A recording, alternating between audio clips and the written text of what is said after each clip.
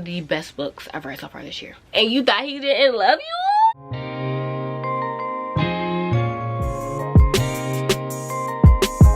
Hey babes, welcome or welcome back to my channel. My name is Isha if you're new here, and if you are new here, if you stick around to subscribe for my videos from me. Today we're going to talk about all the romance books I read in April 28th. And this month my queen Emily Henry dropped a book. Okay, not gonna be this video because I have a little over 100 pages left of the book, almost there, and it's bittersweet because I don't know when she's gonna drop another book, so I'm gonna savor my time reading this book. So we're gonna talk about it next month. I've been doing nothing but listening to Taylor Swift and reading Emily Henry's book for the last week. I've been having a grand old time. It's been a good week for those two reasons.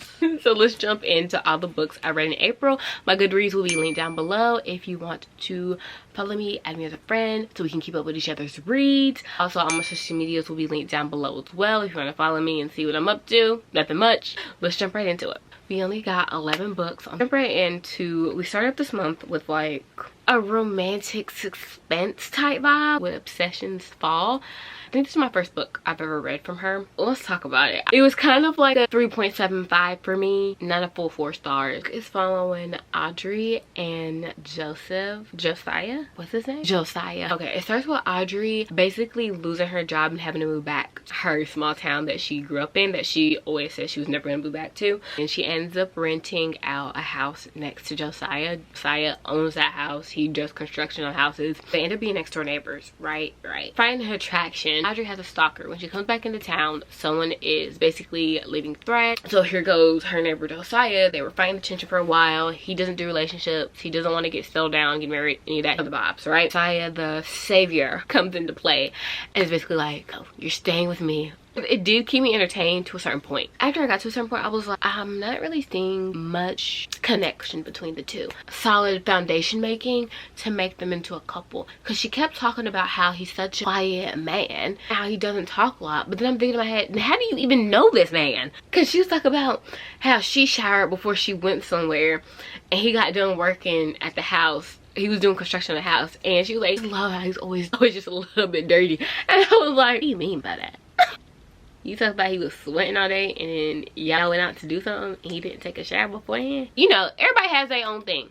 But anyway, we're gonna move on. Next book is That Kind of Guy. I rated this at about 4 stars. Yeah, this was a good one. This was entertaining. This is also another small town romance. I love small town romances. If you can tell, I love when all the characters are popping up and they're all like have their own quirky personalities and you just feel really connected to the town.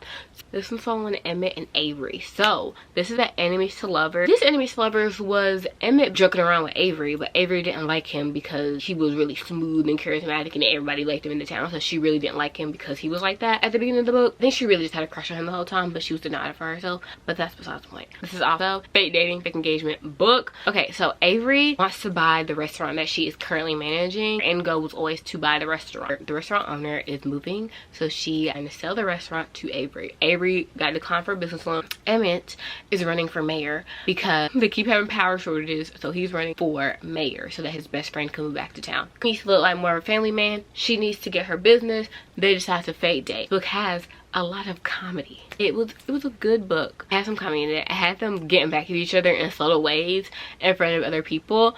It's the first book in a series and I want to read the second book. So the next one was The Burnout. This one has been on my TBR since I saw the cover. I think the cover is what really sold me on this book. So this book is following Sasha and Finn. It only has one POV and it's Sasha's POV. She basically had burnout at her job, and I'm telling you, she finally cracked. It was one of the funniest scenes. I was laughing out loud because I was like, there's no way that she cracked this bad. Read the book, because I don't want to explain it because you need to be laughing out loud like I was. So I did not expect. These people are hilarious. So Sasha ends up having burnout at her company. She's overworked, tired, she's down bad. Basically, I'm down bad, crying at the gym. The doctor basically gives her time off. She ends up going back to like a seaside resort type thing that she used to go to all the time as a kid. And that's where she meets Finn. They both end up getting basically leave from their job because she had burnout, he had anger issues, and they both end up at the same resort trying to get investors. So it has like a lot of funny characters and little side characters within the resort they're staying at. Yeah, I rated 3.5 stars. Okay, so the next book is Off to the Races. Now this is my first book by this author because I've been putting off reading the Chestnut Spring series because I want to do a reading blog on them. And then Emily Henry book came out, and then every other book got put on the back burner. Read Off to the Races. mainly because I wanted to dip my toe into her books. I really like Billy's character. I can't remember how to pronounce. I'm not even gonna attempt to. We're just gonna move on, okay? So Billy, she's a horse trainer, trains horses to get ready for racing, and she is a badass. I loved her. She knew who she was. She knew what she wanted. She was not gonna settle for less.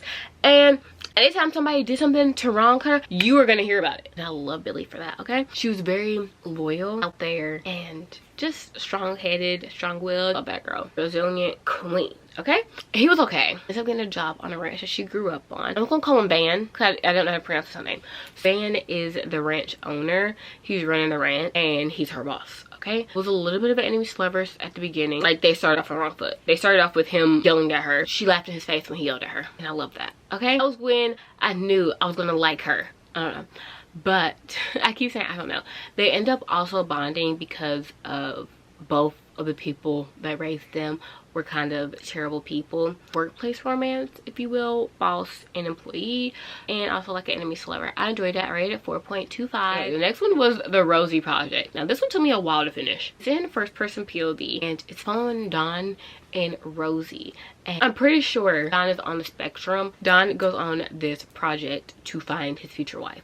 He makes an application. He does a whole list. He is on this project to find his wife. His friend sent him Rosie as a potential date, and Rosie met none of the qualifications on his list. Like, he works with Gene, really smart, really intelligent. He's a professor. Then they start this project where they're trying to find out who Rosie's true father is. Not really ventures, but they go on these little assignments together. But always to get DNA samples to try to figure out who her father is. They're doing research together. They're hanging out together. She saw him off his routine, and yeah, I rated it like the next book.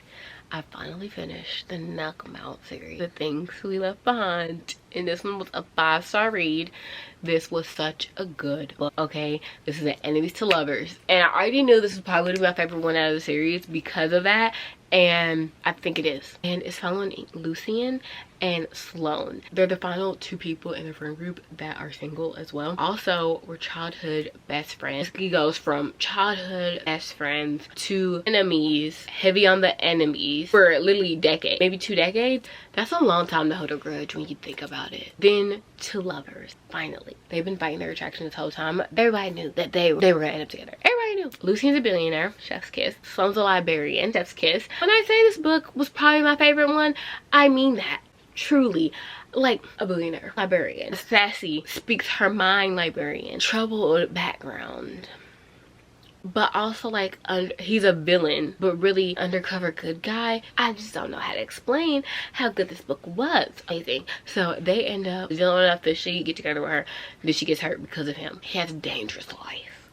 Enjoyed the book. 5 out of 5 stars. Next one was a not so cute meet, and I don't want to say I'm disappointed, but I didn't really get that much of the hype. Like, it was an okay book. I wasn't mind blown. You know how really hyped it up for me, and I thought it was gonna be like the most amazing book ever, and it really was just a solid good book.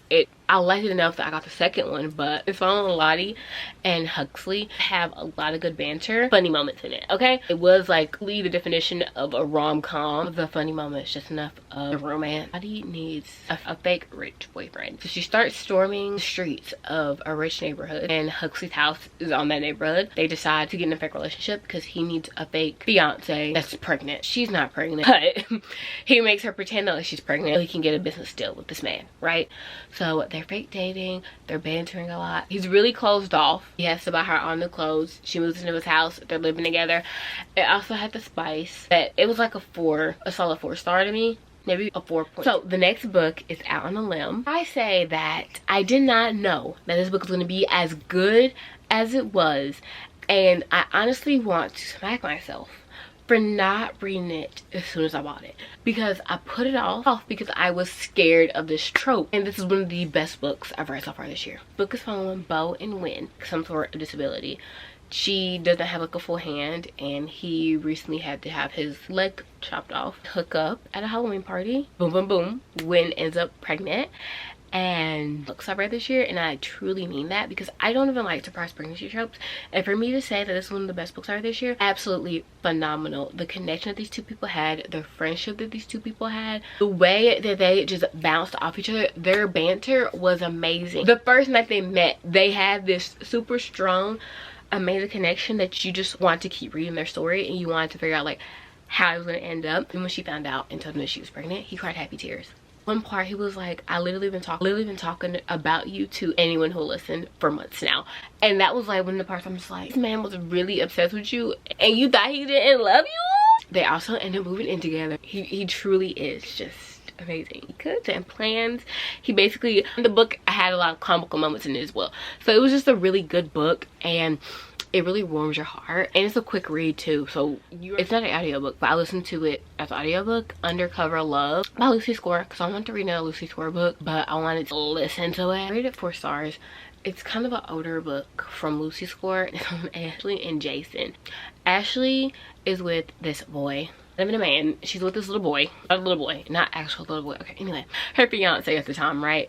And he is trying to climb the corporate ladder. He's also a human being, and he deserves worse. So Ashley ends up going to a party at Jason's house. With her fiance. I can't remember his name. The way that Ashley is better than me, her fiance, the one she's supposed to marry, was but the whole entire time he left her to her own devices at the party. He didn't know that she was gone. He didn't know she was missing. Then Jason's stepsister, right? Jason is a security guy. His stepsister is the worst. So at this party, Ashley finds out that her boyfriend is cheating on her with Jason's stepsister, because they're both doing like illegal activity in the company, and the company is owned by Jason's grandfather. They end up reeling Ashley in to go undercover to get information on Jason and Ashley and basically get them fired and put in jail. So that's how that happens. But the whole time that Ashley and Jason are working together, they immediately have a connection. Read this one like 4 stars. Okay, so the next one is The Second Chance. First book in the Getting Lucky series. Beginning of the book, it had comedy. At the beginning of the book, Ren is moving into a new town, small town in Maine, Griffin's hometown. At the beginning of the book, the palm reader casts a curse on Griffin and all his brothers. She casts a love curse on them so they would never fall in love until like they become better people. Less than maybe 10 minutes in the town, she crashes her car into a tree. Griffin is a volunteer firefighter. He's the one who saves her, and it basically just goes on from there. The whole family, she mean all like the cute small town characters. Everyone's kind of interconnected. His family, Griffin's family, it's really sweet and funny, meddling siblings, okay? It's just a good vibe all around. The town is just I would say it's a slow burn. I rated it 4 stars. Okay, so the last book that I read in the month of April is So Not Meant to Be. This one was a 4-star read. This one with Kelsey and JP. Kelsey is Lottie's sister. JP is Huxley's brother from Not So Cute Me. JP has always had this attraction towards Kelsey, but Kelsey was always just like super mean. JP was also like teasing her, so you know, some people just don't get the teasing, and I would just feel bad for him because I'm like, even when he was trying to be nice, she was being mean. This got a break. She's trying to find her person. She's so happy for Lottie and Huxley, but she's also kind of like a little, not even a little, she's jealous of love that they have, and she wants to have a love like that as well. She's always been looking for it. She's going on these dates, which is hurting my boy JP. That was the last book in my April reading wrap up. It was a decent reading month for me. I will talk to you guys next week in my next video. Don't forget to like, comment, subscribe. Bye.